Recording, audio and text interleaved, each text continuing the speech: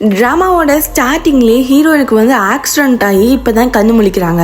ஹீரோயினுக்கு ஒரு ஹஸ்பண்ட் இருக்காங்க. அந்த ஹஸ்பண்ட் வந்து ஹீரோயினை ஏமாத்தினால ஹீரோயின் வந்து கோவத்தில் வேகமாக போய் தான் ஒரு கிராஷ் ஆயிருக்கு. இதெல்லாம் ஹீரோயின் கிட்ட சொல்லவும் எனக்கு தெரிஞ்சு நீங்களாம் ஏமாத்துற குரூப் அப்படின்னு நினைக்கிறேன் அப்படிங்கிற மாதிரி சொல்லிட்டு வெளியே கிளம்புறாங்க. ஹீரோயினுக்கு மெமரி லாஸ் ஆயிடுது. கரெக்டாக அந்த டைமில் தான் ஹீரோ வரான். அவங்க சிஸ்டரை தள்ளி விட்ட மாதிரி அவங்களே நடிச்சுக்கிறாங்க. அப்போதான் ஹீரோயினுக்கு பயங்கரமான கோவம் வருது. இவ்வளோ அழகாக நடிக்கிறியே அப்படிங்கிற மாதிரி. இனிமேல் நீ இப்படி நடிச்சிட்டு இருந்த அப்படின்னா எங்கே பார்த்தாலும் ஒன்று அடிப்பேன் அப்படிங்கிற மாதிரி ஹீரோயின் வந்து அந்த பொண்ணை மிரட்டிட்டு ஹீரோவோட வீட்டை போய் பார்க்கலாம் அப்படி சொல்லிட்டு போகிறாங்க.